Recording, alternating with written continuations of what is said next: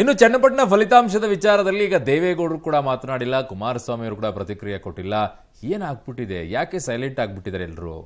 ಈ ವಿಚಾರದಲ್ಲಿ ಬಿಜೆಪಿಲಿ ಏನು ಬೆಳವಣಿಗೆಗಳಾಗ್ತಾ ಇದೆ? ಎಲ್ಲದರ ಒಂದು ವರದಿ ಇದೆ, ನೋಡ್ಕೊಂಡು ಬನ್ನಿ. ಚನ್ನಪಟ್ಟಣ ಫಲಿತಾಂಶ, ದಳಪತಿ ಮೌನ, ಕಾಂಗ್ರೆಸ್ ಟೀಕೆ, ಆರೋಪಗಳಿಂದ ಅಂತರ.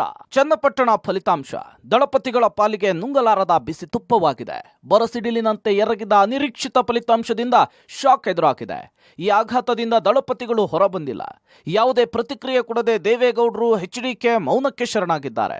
ಸದ್ಯಕ್ಕೆ ಸೆಷನ್ ಮೇಲೆ ಕಾನ್ಸಂಟ್ರೇಷನ್ ಮಾಡಿದ್ದು ಕಾಂಗ್ರೆಸ್ ನಾಯಕರ ಟೀಕೆ, ಆರೋಪಗಳಿಂದ ಅಂತರ ಕಾಯ್ದುಕೊಂಡಿದ್ದಾರೆ.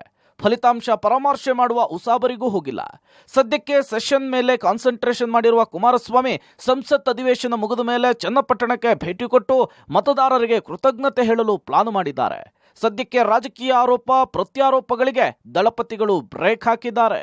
ಚನ್ನಪಟ್ಟಣದಲ್ಲಿ ನಿರೀಕ್ಷಿತ ಫಲಿತಾಂಶ ಬಾರದ ಹಿನ್ನೆಲೆಯಲ್ಲಿ ದಳಪತಿಗಳು ಮೌನಕ್ಕೆ ಶರಣಾಗಿದ್ದಾರೆ. ಕನಿಷ್ಠ ಸೋಲಿನ ಪರಾಮರ್ಶೆಗೂ ಕೂಡ ಜೆಡಿಎಸ್ ನಾಯಕರು ಮುಂದಾಗಿಲ್ಲ. ಈಗ ಸದ್ಯ ಸೆಷನ್ ಆರಂಭ ಆಗಿದೆ ಸೆಂಟ್ರಲ್ನಲ್ಲಿ.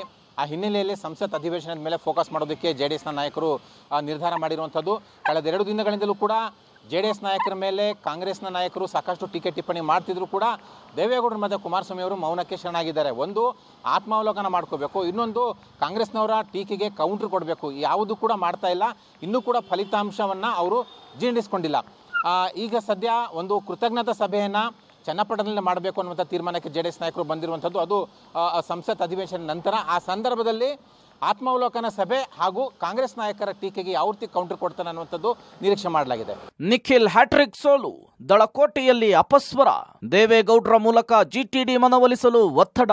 ತೀವ್ರ ಜಿದ್ದಾಜಿದ್ದಿಗೆ ಕಾರಣವಾಗಿದ್ದ ಬೈ ಎಲೆಕ್ಷನ್ ಸೋಲಿಗೆ ದಳಕೋಟೆಯಲ್ಲಿ ಅಪಸ್ವರ ಕೇಳಿಬಂದಿದೆ. ಮಾಜಿ ಸಚಿವ ಜಿಟಿ ದೇವೇಗೌಡ ಬೆನ್ನಲ್ಲೇ ಮತ್ತಷ್ಟು ಅಸಮಾಧಾನಿತರು ಸಿಡಿದೇಳುವ ಸಾಧ್ಯತೆ ಇದೆ. ಪಕ್ಷದ ಅಸಮಾಧಾನಿತ ಶಾಸಕರ ವಿಶ್ವಾಸ ಗಳಿಸಲು ಜಿಟಿಡಿ ಮುಂದಾದ್ರೆ ಕಷ್ಟ. ಹೀಗಾಗಿ ಭಿನ್ನಾಭಿಪ್ರಾಯ ಬದಿಗೊತ್ತಿ ದೇವೇಗೌಡರ ಮೂಲಕ ಮತ್ತೊಮ್ಮೆ ಜಿಟಿಡಿ ಮನವೊಲಿಸಲು ಕುಮಾರಸ್ವಾಮಿ ಮೇಲೆ ಕೆಲ ಜೆಡಿಎಸ್ ನಾಯಕರು ಒತ್ತಡ ಹೇರ್ತಿದಾರಂತೆ. ಬೈ ಎಲೆಕ್ಷನ್ನಲ್ಲಿ ಬಿಜೆಪಿಗೆ ಹಿನ್ನಡೆ, ಹೈಕಮಾಂಡ್ ಚಾಟಿ. ಶಿಗ್ಗಾವಿ ಸಂಡೂರು ರಿಪೋರ್ಟ್ ಕಳಿಸಲು ತಾಕೀತು.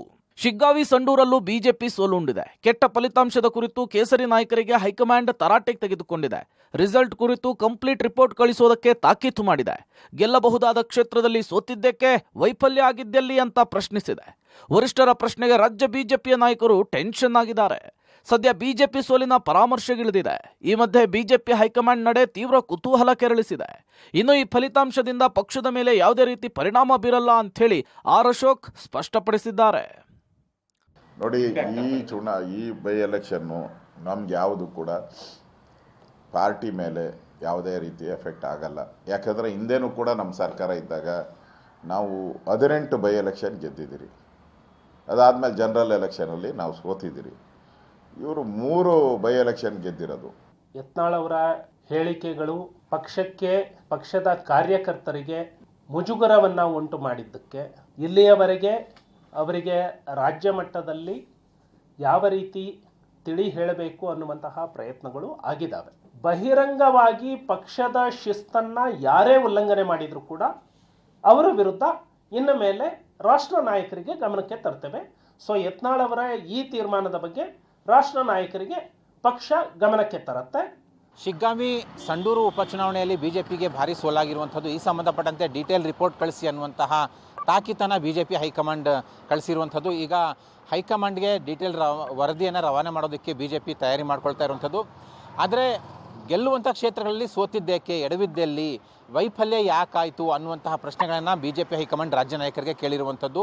ಈ ಸಂಬಂಧಪಟ್ಟಂತೆ ಡೀಟೇಲ್ ಆದಂಥ ವರದಿಯನ್ನು ಕಳಿಸುತ್ತೆ. ಆದರೆ ಹೈಕಮಾಂಡ್ ಎಂಟ್ರಿ ಆಗಿರೋ ಹಿನ್ನೆಲೆಯಲ್ಲಿ ರಾಜ್ಯ ಬಿಜೆಪಿ ನಾಯಕರು ಒಂದು ರೀತಿಯಲ್ಲಿ ಆತಂಕಕ್ಕೆ ಒಳಗಾಗಿದ್ದಾರೆ. ಈ ಮಧ್ಯೆ ಆರ್ ಅಶೋಕ್ ಅವರು ಈ ಸಂಬಂಧಪಟ್ಟಂತೆ ಮಾತನಾಡಿ, ನಮ್ಮ ಹೋರಾಟ ನಿಲ್ಲೋದಿಲ್ಲ, ಉಪಚುನಾವಣೆಯಲ್ಲಿ ಸೋಲಾಯಿತು ಅನ್ನೋಂಥ ಕೂಡಲೇ ನಾವು ಸುಮ್ಮನೆ ಕೂರಲ್ಲ, ಲೋಕಲ್ ಇಶ್ಯೂಸ್ ಮೇಲೆ ಚುನಾವಣೆ ಆಗಿದೆ, ನಾವು ಕೂಡ ಸರ್ಕಾರ ನಡೆಸ್ತಿದ್ದಾಗ 18ಕ್ಕೂ 18 ಉಪಚುನಾವಣೆಯನ್ನು ಕೂಡ ಗೆದ್ದಿದ್ವಿ.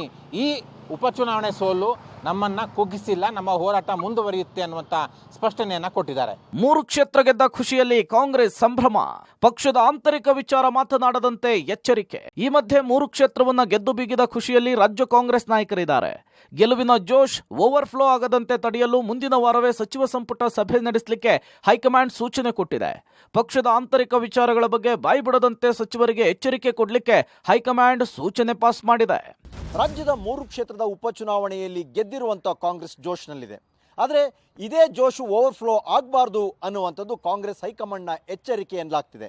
ಶಾಸಕರೇ ಆಗಲಿ ಸಚಿವರೇ ಆಗಲಿ ಯಾರು ಕೂಡ ಇದೇ ಗೆದ್ದ ಜೋಶ್ನಲ್ಲಿ ನಾಯಕತ್ವದ ಬಗ್ಗೆ, ಸಿಎಂ ಬದಲಾವಣೆ ಬಗ್ಗೆ ಅಥವಾ ಸಿಎಂ ಸ್ಥಾನದ ಬಗ್ಗೆ ಯಾವುದ್ರ ಬಗ್ಗೆಯೂ ಕೂಡ ಬಹಿರಂಗವಾಗಿ ಮಾತನಾಡದಂತೆ ಶಾಸಕರಿಗೆ ಸಚಿವರಿಗೆ ಸೂಚನೆ ಕೊಡಿ, ಸಚಿವ ಸಂಪುಟ ಸಭೆಯಲ್ಲೂ ಕೂಡ ಸಚಿವರಿಗೆ ಕಿವಿಮಾತು ಹೇಳಿ ಎನ್ನುವ ಮಾತನ್ನ ಹೈಕಮಾಂಡ್ ಹೇಳಿದೆ ಎನ್ನಲಾಗ್ತಿದೆ. ಒಟ್ನಲ್ಲಿ ಇಡೀ ರಾಜ್ಯದ ಗಮನ ಸೆಳೆದಿದ್ದ 3 ಕ್ಷೇತ್ರದ ಬೈ ಎಲೆಕ್ಷನ್ ಫಲಿತಾಂಶ ಹೊರಬಿದ್ದಿದೆ. ದಳಪತಿಗಳು ಹಾಗೂ ಬಿಜೆಪಿ ನಾಯಕರು ಈ ರಿಸಲ್ಟ್ನಿಂದ ತೀವ್ರ ಮುಜುಗರಕ್ಕೀಡಾಗಿದ್ದಾರೆ. Bureau report, public TV.